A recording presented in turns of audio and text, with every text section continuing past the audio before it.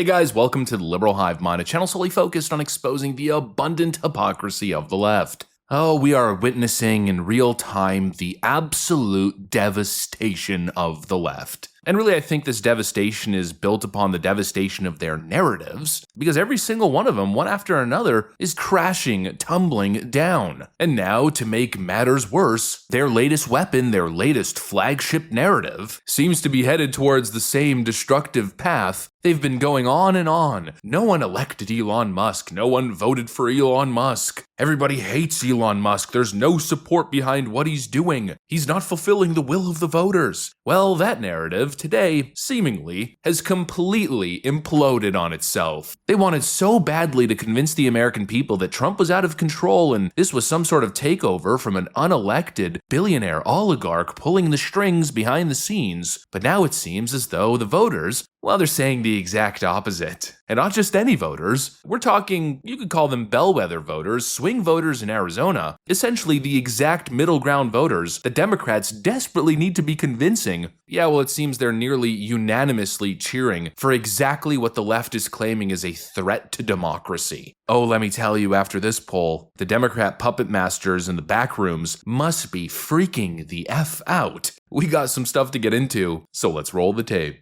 Okay, so I laid down the groundwork, and we know exactly what the Democrats have been saying. We've been covering it over the last couple of weeks. Now let's contrast the Democrat narrative with this headline and newest report. Focus group from Axios. Arizona swing voters to Trump and Musk. Keep it coming. And really to very clearly and visually put forward the message, this tweet from Eric Doherty does a really good job. He writes, Axios runs a new Arizona swing voter focus group on President Trump and Elon Musk, and take a look at the results. Donald Trump's approval, 100%. Musk approval, 73% to 27% disapproval. Absolutely insane. These voters clearly don't care about norms or the status quo, and clearly they're not buying into the whining from the mainstream media. They don't care about this fake constitutional crisis that the left keeps fear-mongering about. They care about one thing clearly, results. And apparently they love that Trump is simply bulldozing his way through the bureaucratic dead weight that's been strangling America for decades. And clearly they also love that Musk is slashing government waste and defunding the DEI cult that's infested the system. And I'm using this word on purpose. I'm using the word love because this isn't just support or approval. This is near unanimous support and approval. This is love. They love what's going on right now. For the first time in years, someone is actually fighting back against the corruption instead of just talking about it. That's obviously what's going on. That's probably the conversation that most people are having around the kitchen table. And clearly the leftoids don't know what to do. For years, all they've done is scream dictator or authoritarian in hopes that the public would just fall in line and buy it hook, line, and sinker. And this time, they're obviously just defaulting to the same strategy, crying wolf once again. But I think they're learning, unfortunately for them, that it's not working anymore. And this focus group tells us that very clearly. These Arizona voters are straight up laughing at the left-wing fear-mongering that's currently running rampant in the media. They want Trump to push his executive power, clearly. They want government agencies gutted, and they also clearly want Musk involved in running the country, because they probably understand the fundamental fact that America doesn't need more establishment figures doing the same damn thing. America doesn't need more useless bureaucrats, more committees, more slow, ineffective processes and investigations. We'll eventually get to the bottom of it. No, America needs something totally different, an outsider, someone like Elon Musk who has experience in taking over companies, trimming the fat, and making them more effective and efficient. They want someone like that to do the job, and that's exactly what Trump is delivering. And it seems as though the sentiment is quite positive, at least according to Arizona swing voters. We've also seen some other polls, which were the initial polls that the left-wing media was running with. The American people did not sign up for this. They voted in Donald Trump. They did not vote in Elon Musk, a key role for Musk in Trump's administration. You see this 39% support, 53%, the clear majority opposed.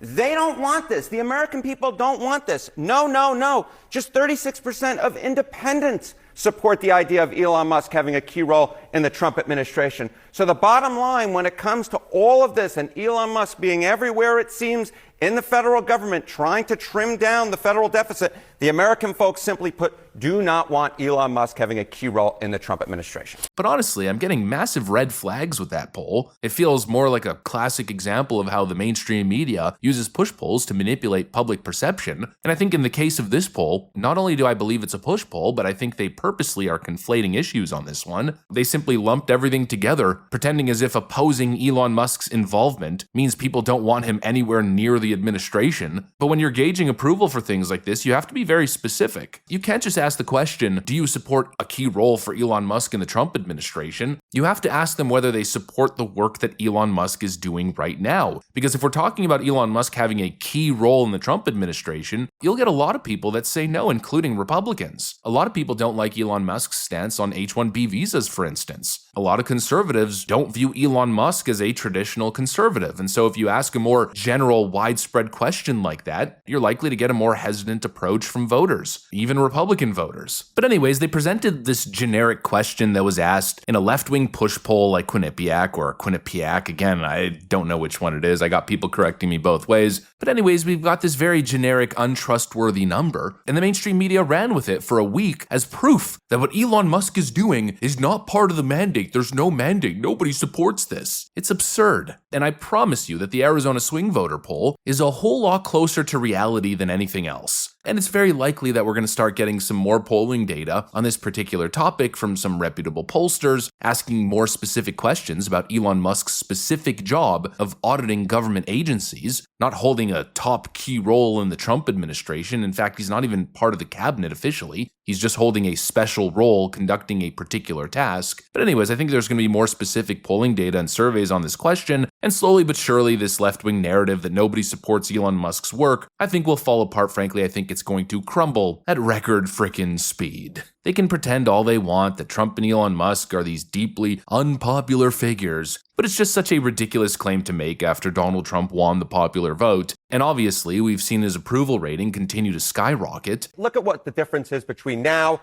versus 8 years ago during the first Trump term, right? This is Trump's net approval rating on February 10th. You go back to 2017, Trump was already underwater at -5 points on the net approval rating. That's approval minus disapproval. What a difference 8 years makes. He's on the positive side of the ledger at +4 points. And again, it's not just the CBS News poll. We're talking about the Gallup poll. We're talking about the Ipsos poll. We are talking about the Pew poll. All of these respective pollsters have Trump in a better position now than they did 8 years ago. The bottom line is Americans are far more likely to say they like what they're seeing now versus what they felt during Trump's first term. You don't win elections in a landslide running on these exact issues, and then the moment you take office, all of a sudden everybody disagrees and opposes what you plan on doing. It just fundamentally doesn't track. And that's what I said about that Quinnipiac poll a while ago, because they were showing pretty high approval rating for Donald Trump, but for some reason, their independent voters had Donald Trump at a net negative. I just don't buy it for a second. They're doing something to alter those numbers, or they're pinging independents from very deep blue states, cities, and districts. Something just doesn't track, and now that we're seeing swing voters in Arizona, in this particular Axios focus group, signal a 100% approval rating for Donald Trump, yeah, I just think the numbers are a lot higher than the media has been pretending. Anyways, that's pretty much what I got for you guys on this one. Hopefully you enjoyed the video. If you did, make sure to leave a like and possibly subscribe. Thanks for watching, and I'll see you on the next one.